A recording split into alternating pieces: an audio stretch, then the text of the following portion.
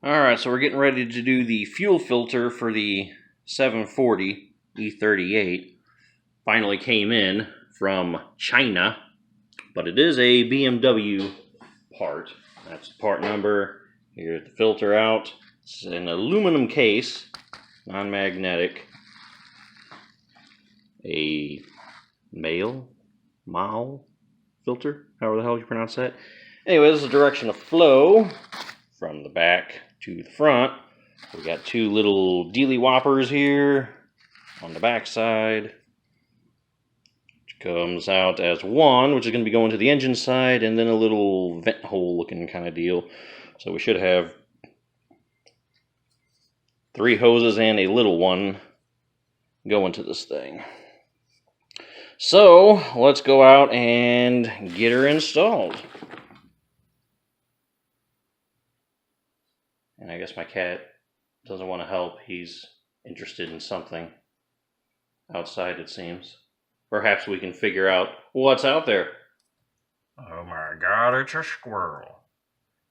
That's what he's looking at. There it is. Fuck you, squirrel, you that same bastard that's always in my fucking house? Probably. I think I chased you around the other day. Oh yes.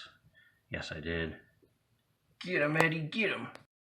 Alright, so we're back in the trunk. First thing we need to do is pull the fuse for the fuel pump. Now, I've changed the fuel pump on this guy before, along with the fuel filter. The pump on this 93 vet's really easy to get to. You just literally pull that gas door off. It's like right in there. You just pull it out, boom, done. Fuel filter on this car is behind the passenger wheel, kind of sort of in the area of the passenger side wheel, and the engine compartment. It's almost like at an angle going up right between the two. So kind of sort of in the engine bay. And you use a quick disconnect to get to it. Point I'm getting at is you want to depressurize the fuel system before you start pulling filters off. And you want to do that by pulling the fuse for the fuel pump and starting the engine. The car will run for a while, and then when it stalls out, you've depressurized the fuel system, you take the fuel filter off, and you won't have a fucking mess everywhere. And when I did the fuel filter on this car and I pulled the fuse, I wasn't sure I got the right fuse at first because this thing ran for like 2.5 minutes. Not only at idle, but with me revving the engine up. It would rev up and everything, and I was like, dude, I don't think I got the right fuse. But after like 2.5 minutes, it finally stalled out. So that's how much pressurized fuel's in your fuel system, at least in this car. So we're going to see if it's a similar type thing with this, but as we look at the fuse access here, if I can focus. Okay, so the fuel pump, it says fuses number 17 and 57. So I guess there's 2. So the other one must be up in the hood, number 17. 57 is going to be back here. So if we count from here down, 57 is the 9th fuse, right? 1, 2, 3, 4, 5, 6, 7, 8, 9. 57. 9th fuse, 25 amps it looks like. So if we count 9 fuse holes down, looks like you could fit 1, 2, 3, 4, 5, 6, 7, 8, 9. This should be the 9th fuse. So we'll pull that guy out, and I guess we'll go to the hood. And there she blows. If I can get it to focus here. 25 amp fuse. There it is. Alright, we're in the car. I'm going to try to do this without locating this fuse 17, because that seems kind of odd there'd be 2 fuses for this, but I don't know, I may yet be surprised. Maybe there is for some reason.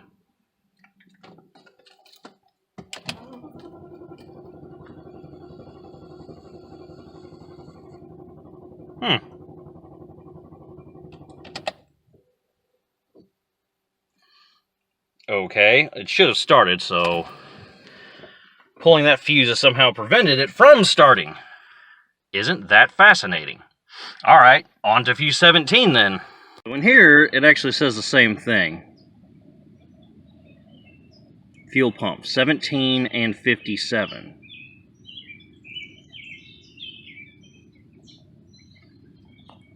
And then we have our handy dandy little chart.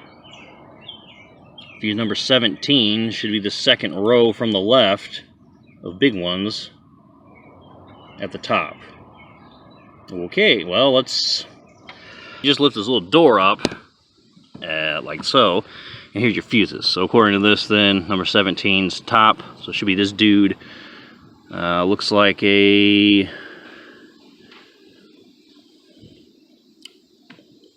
it should be 10 amps, so let's see. There we go. 10 amps. Alright, so I'm going to try something real quick.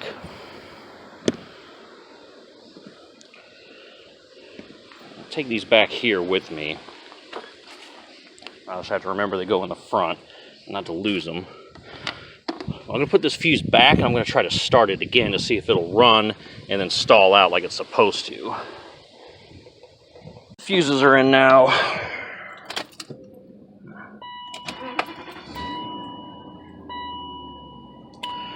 Alright, let's yank the 25 ampere out.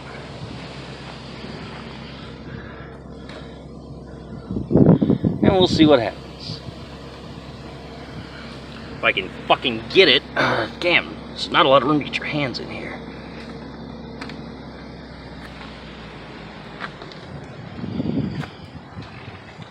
Alright, so it's stalled out. I still think it's weird that why did the Corvette run for 2 minutes that one time and this thing didn't? Blows my mind, but I didn't build the thing, so all right, we'll just deal with that one fuse being out then. But okay, well that's a lesson on fuses, and I don't know why there's two of them though. If you know, you can let me know, but it makes no sense as far as I'm concerned to have two fuses do the same thing. Alright, well, I guess next order of business is we're going to jack the car up. I should be able to get away with just jacking it up on this corner and then getting under there and getting the fuel filter, so be right back. Alright, see if I can get you under here. Oh, it's a tight fit. So we got the panel off. You're going to have an assortment of 10mm nuts, 8mm bolts, and some of these push pin guys, which are just going to break and crack when you try to take this brittle piece of plastic down that covers this. So those are the fasteners that actually survived. 2 10 nuts, 3 bolts. The push pins were just destroyed. But you'll see them on there. So we have the 2 hoses running to the back here. Looks like an Allen key of sorts that's holding this filter up, and then as we move along we got the one on the front that's running to the injectors, we reckon, and this really crusty looking vacuum hose, I guess is what this is. I'm not sure where this goes to. Possibly something to do with the evap system or somewhere on the intake, I don't know. But willing to wager, this thing either's not going to run at all with this hose cracked and off, or not going to run very well or something. It's so brittle, I don't know if I even want to touch it without a replacement on standby. But I may not have any choice.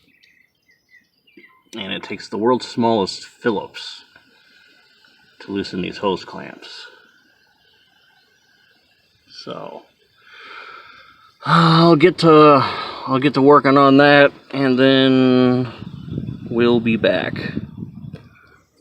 because I don't really have much room to film in here. Alright, it's now much later, not because this takes forever, but because I had to make an AutoZone run, and John Wick 3 came out yesterday, so the wife decided to treat me to John Wick 3, and Longhorn Steakhouse. So many hours later after all that, AutoZone, I decided to get some fuel line in case I destroy it, taking the old fuel filter off. So this is what we got.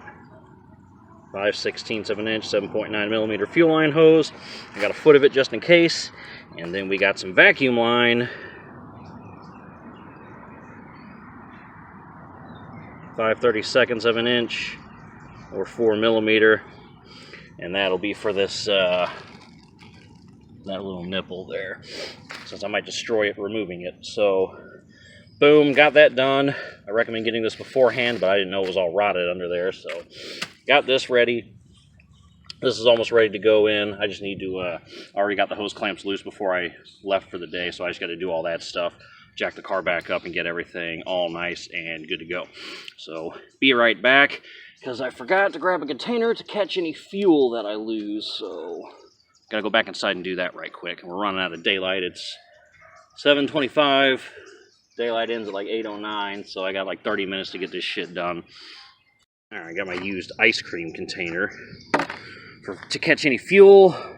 And oh, another thing that took me so long is I probably would have had all this done before I went driving around, because I took this dude to go to AutoZone, or I was going to, but then I had I had two rusty nails stuck in the front right tire of this thing, so I had to put two plugs in the front right tire. They were like an inch apart from each other, so I had to repair that, so I didn't have time to go to AutoZone right then and there, so I had to go to the one by the movie theater, the Central Hub in Kirkwood, and then eat from there. So otherwise this thing would have been done, because I could have just went to my AutoZone, got this stuff, and then boom, done it. But situation, shit happens. Alright, so let's get this done. Alright, so filter's out.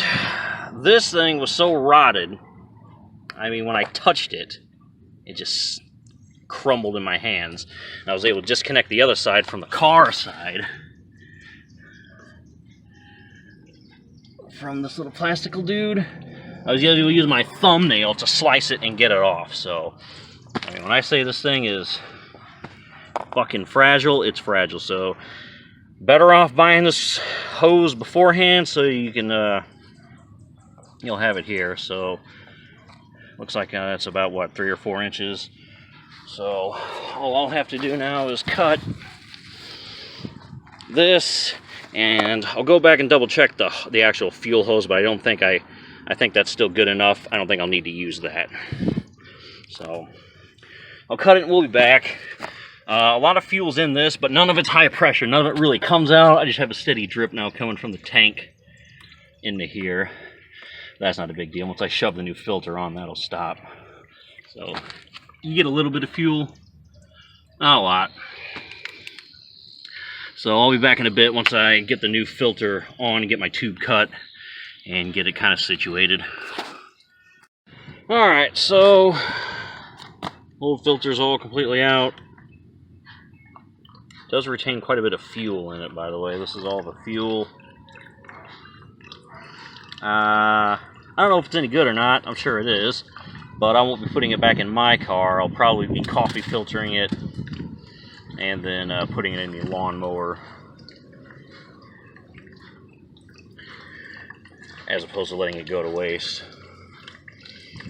Because I don't want to contaminate my car with what could possibly be bad fuel. So, alright, before I completely peace out because of this fucking rain, I'll show you. That's all good. That's good on there, and then we got the new vacuum hose here, which I guess is for like an evap system or something. Plastic is all good. This rubber that was bad is replaced. So that's it. We're good. So you need to put the little plastical panel back on, and then all will be well. Thing I forgot. The biggest pain in the ass you're actually going to encounter is this fucking thing right there. That number 5 Allen key thing. It's, if you've ever done an exhaust clamp and you know it's a pain in the ass to get on, that's what this is kind of like. It's like that, but worse.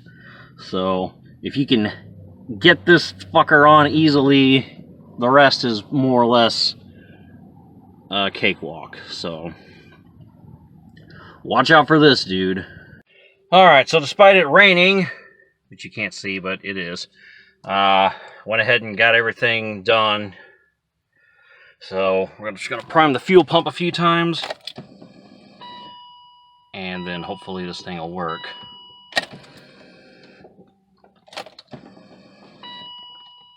Put the fuse back in also, by the way, so we didn't forget that. Alright, survey says Hey yo!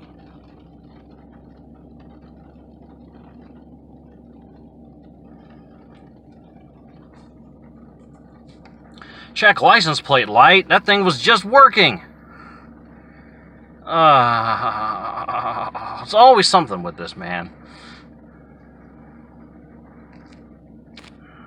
Okay, I got it. License plate light.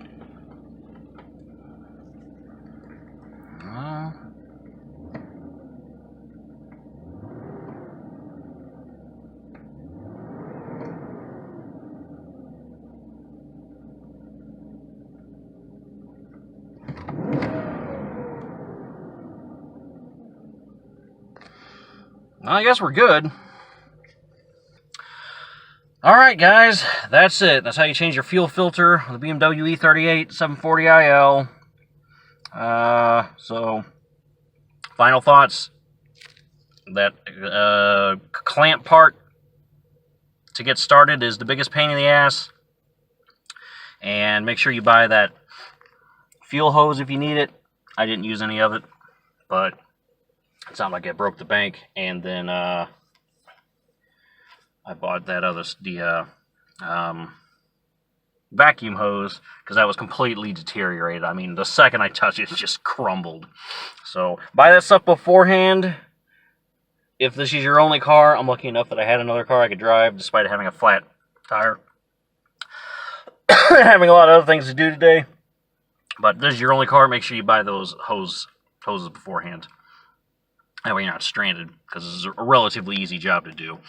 So, oh, and the other thing, the little plastic shield thing that covers your fuel filter, I mean, mine is so brittle and flimsy, like just touching it's cracked it numerous times. So, I'm not looking to get a spare one of those. If not, well, whatever. But handle yours gently, because, I mean, it's brittle. You touch it and it just crumbles. Cracks, boom, gone. So, that's it. That's my advice. Do those things, you'll be all right. Peace.